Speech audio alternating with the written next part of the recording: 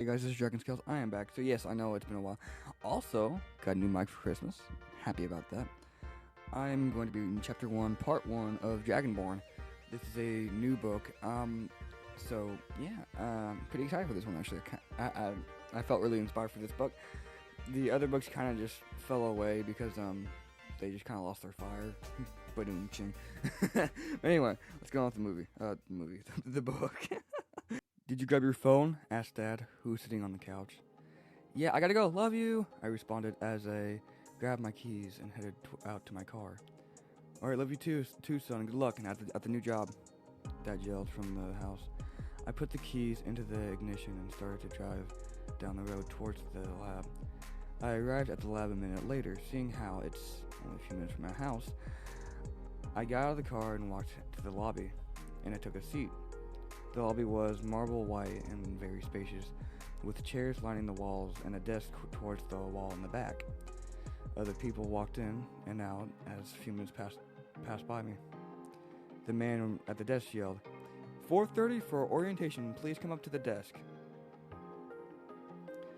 I went up to the front desk and four others joined me. It was a girl and three boys. The girl had colored black hair with blue and white highlights. She also wore a plain black dress and looked like she didn't give two craps about what happened. The three boys weirdly looked like triplets, with blonde hair, but each of their eye colors were different. One had blue, another had hazel, and the other had a rather terrifying red.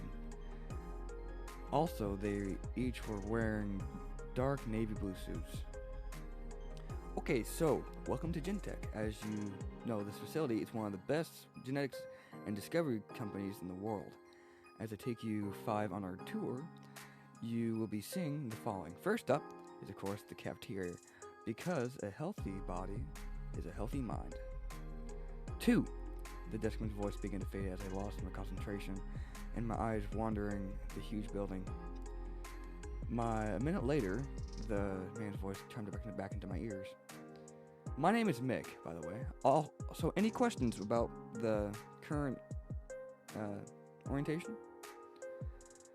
There was a silence that followed Mick's question, and a part of that was me not paying attention. Ah, yes, my favorite. A quiet group. This will be rather boring today. But, nonetheless, follow me. Mick said rather annoyed, then he walked the opposite direction. Come along. They went to the cafeteria, which was the first door down the hallway. They walked into it, and it was the same marble walls and floors. Tables and chairs were in rows, running short of a few feet from the lunch line, and the ceiling was rather tall, with sun windows spaced out every few feet. There is a lunch and dinner each day. Lunch is at 12 p.m. and dinner is at 4 p.m. You're expected to eat breakfast before you come. We do offer snacks until and after dinner at 6 p.m. for those of you who like to live here for some reason. But we need all employees out by 7 p.m., which does include yours truly. Any questions about food time? Mick asked. What is the earliest we can clock out? Asked one of the triplets with the blue eyes. The earliest anyone can clock out without being in trouble is about 4:30. Anyone else? He asked once again, and there was a silence. No one? Really? Okay. Alright, moving on. They walked down the hallway, and the floor began to vibrate, and then the building shook a little. What was that? I asked, startled. We did get a new heating and cooling system. It could be that. Rick responded with his hand holding his chin. They continued down the hallway and found their way to a room called the main lab. This is the main lab, as you can see on the sign, where we showcase different information and experience such as top picks for innovation. Also, this is where a lot of the big meetings happen, Nick explained.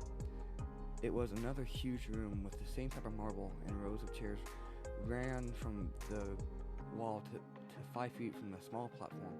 The small platform was about 20 by 40 feet big. There really isn't much else to explain about this room other than it's just a gathering hall. Anyway, Moving on, he snapped.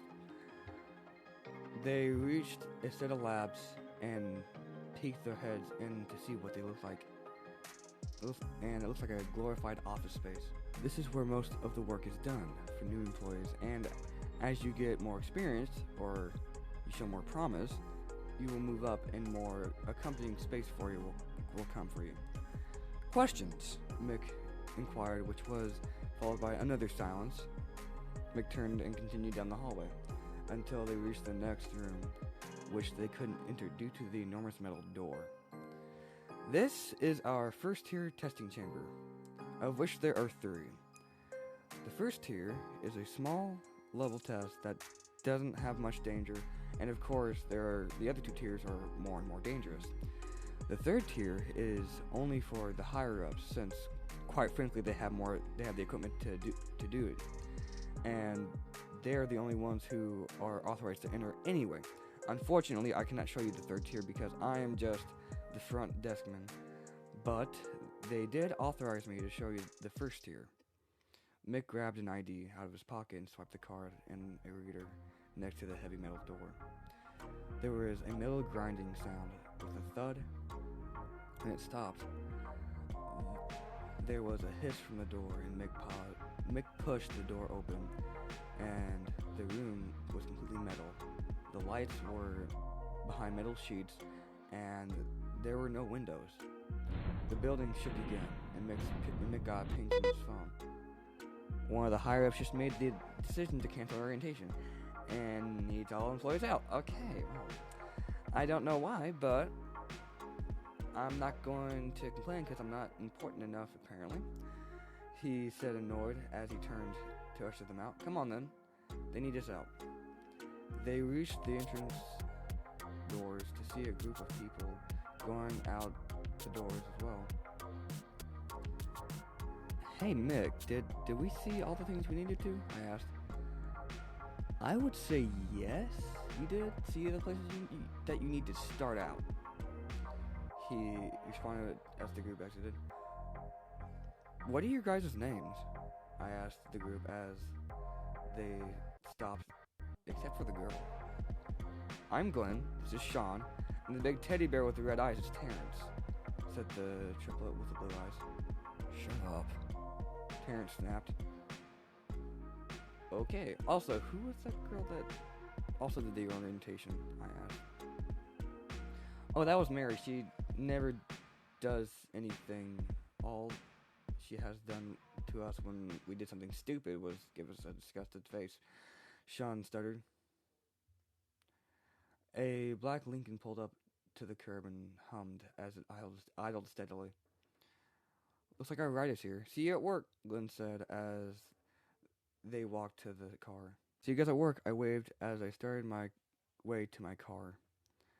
I got into my car and when something black went across the sky and there was another rumble from the ground.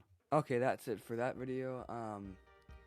I kind of had a bit of a problem with stuttering a little bit because the new mic is kind of awesome and I kind of want to make it sound good, so I'm trying my best here.